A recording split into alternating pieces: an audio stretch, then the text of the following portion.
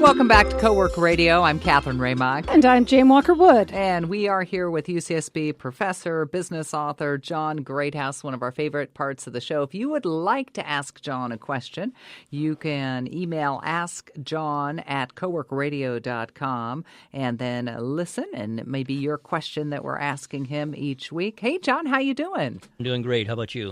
I am doing good. And I've got a question here from Lena, and she says she reads business how-to books all the time, listens to podcasts and our show. And they talk a lot about qualities that make people successful. And she recently read your blog that was about qualities that hold people back.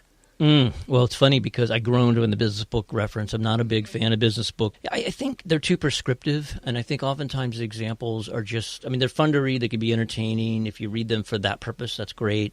But it's hard in many cases to take, what Steve Jobs did in 1980 to, and project it to now. You certainly can get the inspirational aspect, and there's reasons to read them, valid reasons to read them, but entrepreneurs have such limited time.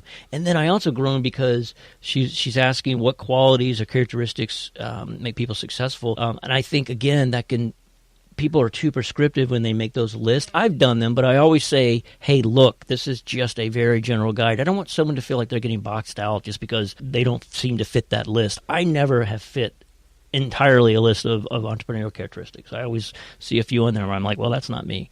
So I will give you a response, Lena, but just be careful in only it's really you're the one that can answer that question whether you have that entrepreneurial spark or not. I do know there are some things I've seen in would-be entrepreneurs that really work a disfavor to them, and one is lack of self-awareness. We've talked about that on past shows where you really need to be self-aware in order to succeed in business, because if you're not self-aware, it's going to be difficult for you to be secure in your decisions. It's going to be difficult for you to hire the right people and partner with the right people because you're not going to really know what you're good at and what you're not good at. So just really work on your self-awareness, and if you want to, you can ask other people. You can really try to get feedback. What are my flaws? Well, it's hard, but here's ways to do it, and there's some good. I've seen some good exercises online about this. Here's if I walk up to you and say, "Hey, Jane, what am I not good at?" You're probably going to be careful in answering that. You're but what if I said everything, John? I know I am. But if I said to you, Jane, what would you say I would be good at teaching others? So pose it that way. Oh, that's interesting. What would you say I would struggle at maybe teaching others? And so you're going to get the same kind of answer, but it's not personally directed at my personality. So think about how you can get to self-awareness issues through third parties that you trust and that care about you. They really want to see you grow. They'll give you honest feedback. You just have to ask the right way. Usually, generally, the generic you, people aren't generally that self-aware at a young age. None of us are. So are you a better entrepreneur now than you used to be? Oh, my gosh. I was deplorable. Yeah, I think some of the other characteristics of entrepreneurship, like confidence, sometimes that gets in the way of self-awareness. I think when you're younger, you don't have the success under your belt yet, so you're a little less secure. And but there can also be, when you're younger, the overcompensating for the lack of confidence. Right, which clouds your self-awareness. Seems a bit braggadocious. I absolutely agree. So some of this is just going to come with time. Your judgment gets better over time. You make mistakes. You learn from your mistakes. But it's something to strive for. I also think there's a fundamental personality characteristic, though, that I think is difficult to overcome, and I would work on it if anyone listening feels this way. Entrepreneurs don't believe that the world is controlling them. For better or for worse, they believe they're controlling the world. Now, it can be crazy talk at certain times, right? It can really kind of be extreme, but you want to have that perception of the world that I can make an impact, I can make a change. I'm not a victim. Maybe I don't have the world's greatest background. Maybe the world hasn't always cut me the breaks that I wanted, but I can do something about it. And I think if you don't have that attitude, it's going to be very difficult to succeed. Can't really teach that, can you? I don't think you can. I think, again, if you're self-aware and you really look at your setbacks and you talk to somebody you trust about your setbacks, it probably isn't always somebody else's fault. So own some of those setbacks, understand why they might have occurred. Unless you're a teen. Yeah, if you're a teenager, then if the world's out to get you. But you know what I mean. Think about, you almost always play some role in your setbacks, even if it is a minor role, and understand that. I think if you don't like autonomy, If you're not good with ambiguity, it's going to be hard for you. So the way you can ask yourself that is, when I go into work, do I want to know what I'm going to do that day? Do I want like a to-do list that maybe my boss helped me prepare? Or do I want weekly goals? Or am I comfortable coming in with a blank sheet of paper and saying, oh my gosh, I've got 10,000 things I need to do today, but what are the 12 I'm going to do today? Because that's one of the hardest things you do as an entrepreneur, is deciding what not to do. I have a million things I could do.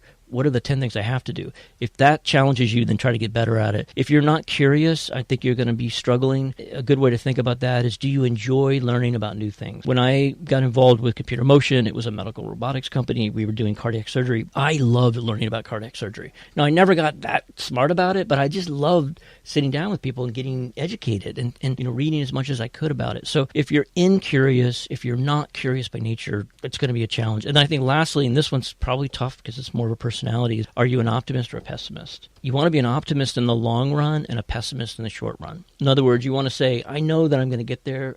I'm like an Oprah kind of thought of, I'm going to make it, but what am I going to do in the next 2 days to get there? What am I going to do in the next week to get there? So it's that short-term pessimism coupled with a long-term optimism, something you can work on. I've always loved that proverb, and I hope I get it right. Something like, you want the serenity to accept the things you cannot change, and the courage to change the things you can, and the wisdom to know the difference. And it's that wisdom that's hard to come by, because I think it does come with time for most people. Even though you groaned about business books, do you have any that you suggest, or does anyone come to mind at all? Dale Carnegie's been on the bestseller for 40 years. I do have my students read How to Make Friends and Influence People, which sounds ridiculous. Because that's been literally 40, 50 years on the... It still works. It does? It really does. Yeah.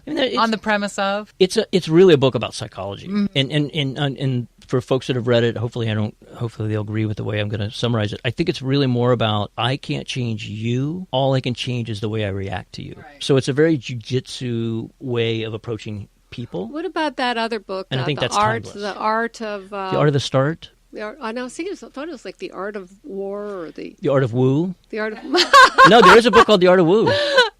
This is by like Sun Tao. So that's The Art of War. Is it called The Art of War? Yeah, and that's also about dealing with people, isn't it? Yes, and it talks about business strategy and how to.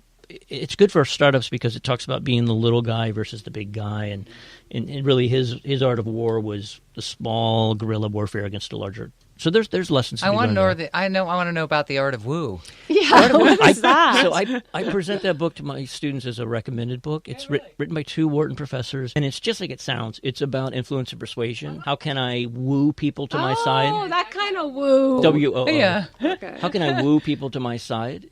Art of War is more about confrontation and defeating people. Art of Woo is about making collaborative decisions. That sounds very interesting. They just got a free plug. We're talking with John Greathouse. He joins us here every week. If you'd like to see how you can send in questions and also link in to a iTunes UCTV station or show that he has, you can go to our website at coworkradio.com. Get your questions in, and John, we'll see you next week. That sounds great. Always good to see you. You are listening to Cowork Radio here on KZSB 1290 AM.